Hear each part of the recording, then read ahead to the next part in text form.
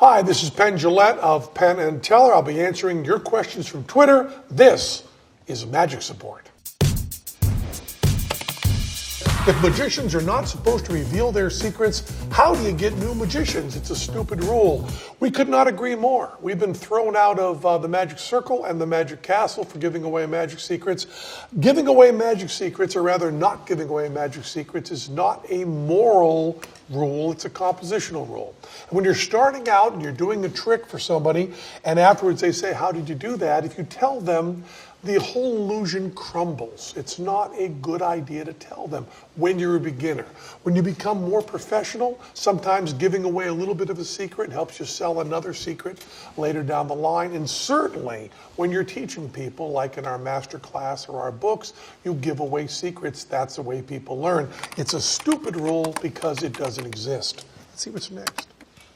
Chris Hastings. How often do Penn and Teller mess up a stage illusion and have to resort to forbidden shadow sorcery to make sure no one notices? You know, the stuff we're doing often pretends to be dangerous. It's often dealing with subjects that are dangerous, and therefore it would be immoral to have something be really dangerous. You should not go to an entertainment expecting someone to get hurt. So because we work with stuff that is apparently dangerous, we have to be very, very careful. So very rarely do things screw up at that kind of monumental level. And when they do, we do not resort to the dark powers. We take our lumps, we take responsibility. We just say, we screwed up. What's next? Kevin Soka. How do magicians eat glass without injuring themselves? That's not a magic trick. It's a geek trick. There are a few things that make it easier in terms of diet and preparation, which I'm not going to tell you because I'm afraid if I explain a little bit about eating glass, someone might try it, and it's a very, very dangerous trick even done properly, so don't try it. What's the etiquette when a magic trick doesn't work? Should I pretend like it worked or should I be honest? It depends on how it doesn't work. A lot of times honesty is a good idea, but if part of it worked, get away with it. And if something accidental happens to happen that makes you look good, well, don't be surprised, just go on. We were doing a seance at Steven Spielberg's bachelor party. And there was this one moment when I had to do a force, which means the spectator thinks they have a free choice, but actually you're forcing a choice upon them. If I wanted you to pick the three of spades, for instance, I could say, just tell me when to stop, you tell me when to stop, and I would say, right about there, okay, you pick the three of spades. Now that's a sleight of hand way to do a force. Now I had a sleight of hand way to do a force of all these pictures we had. And Spielberg decided to just grab a picture and say, this is the one I want. Now that is a major screw up. If I say I'm going to have you pick a card and you just go, give me this one, well, I haven't had time to force it. I'm completely screwed up. But Steven Spielberg happened to pick the picture I was going to force. So I got really, really lucky. And it turned out that that trick was impossible to explain just because he screwed it up. What do we got next? Anthony says, a serious moral question for magicians. When a sick kid asks you, is magic real, do you tell them the truth or lie? That is a serious moral question, it's a serious moral answer. There's no such thing as magic. There's no such thing as a supernatural. And I don't care if it's a sick child or a healthy adult, you do not lie. I never, ever want to leave someone believing that magic is real. That would be morally wrong. Darren Gendron is going to Batu. Question for magicians. When working with a card deck, how many copies of the deck do you like having to work with? I guess it's how many copies of a trick deck would you like having to work with? It's the same question with anything. How many new guitar strings do you want to have around when you're playing guitar seriously? Depends on how quickly they wear out, how roughly you play, and what gauge string you're using. Same thing with a deck of cards, depends on what you're doing. If you're doing simple stuff, it's not going to make any difference. If you're doing heavy duty, Pharaoh shuffles and this kind of stuff, you're going to want a very, very new deck, so they all go together very nicely. Question for magicians, will technology eventually render levitation effects trivial? No. You're not going to get levitation out of technology for a really, really long time. That's my prediction. Also, when you do get levitation, you get a very different kind of levitation.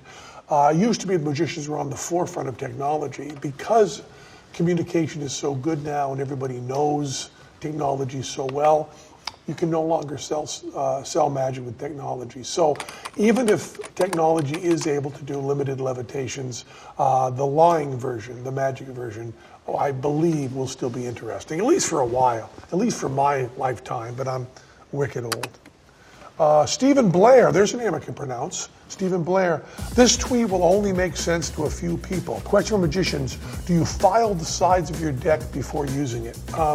This is for real advanced cardistry stuff. For someone like Richard Turner, who is a card wizard, not only does it matter exactly how the sides are sanded or filed, but he also needs to have them printed just right. Now, Richard Turner is blind and does everything by touch, and is exact what we call the work in the deck, slight little bends on the corners that he can feel.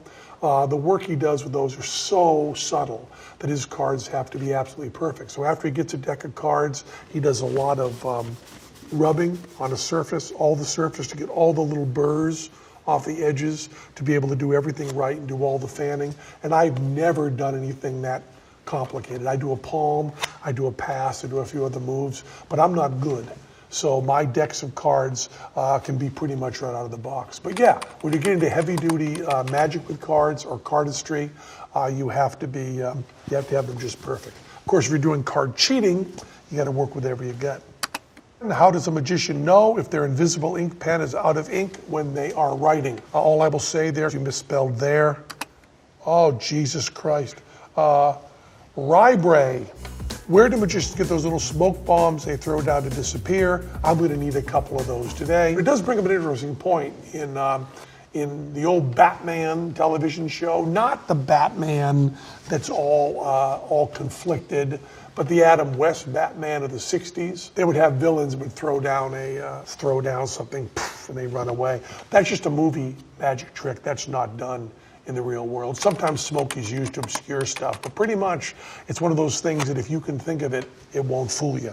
And if Bry can think of this, it's not going to fool anybody. Penny Lane, how does a magician pull a rabbit out of a hat? Who puts it in there? Is it hungry? How does it fit in there? Does it have a girlfriend? I can't sleep until I learn this. Okay, let's take them. Magicians pull a rabbit out of a hat usually by not pulling out of the hat, usually loaded in right before. It's usually in a bag. It's usually hung inside you. It fits in there, usually a body load for, not all the time, usually a body load, and then you would show the hat empty. You'd cop it here, load it in, black bag, open it up, pull it out. The rabbit's in the black bag for maybe 90 seconds. And the rabbit is transferred in maybe 2 seconds. When we used to do that trick, our rabbit would happily run into the bag. It liked that little closed space. Yes, they would have a girlfriend or a boyfriend or any sort of friend they wanted. We would have a little area for the rabbits where they were very comfortable and happy. And Penny Lane, I hope you sleep now. TRMJ, which is the real Mrs. Jeffy. Just came across Fool Us with Penn Jillette and Mr. Teller. I'm trying to figure out, how do you even begin to fool them in magic? Well, you know, there are really good magicians. And although Teller and I have over 100 years of magic experience between us, there are people who are really, really clever and really, really smart and really, really well rehearsed, and they fool the living shit out of us. Daniel. So now that I'm an uncle, I should probably learn how to do a magic trick or something, right? Yes, you should. Part of your job as an uncle is to do stupid magic tricks. They don't have to be good. You can take a ball like this. You can say, you know what I'm going to do? I'm going to show you this trick right here. Make it vanish, and your little nephew and niece will just love it. Amanda asks, I need someone to tell me how magicians do the trick where they put phones inside glass bottles. Help me, it's keeping me awake at night. A lot of problems with insomnia on Twitter, as we see with our president. Phone inside the glass bottle, I believe, is a trick that's still being used professionally. I did not develop it. I did not invent it. I believe it's still for sale. I don't think it's within my rights to tell you how that's done, but it's a wicked good trick. Oh, and you're not going to sleep.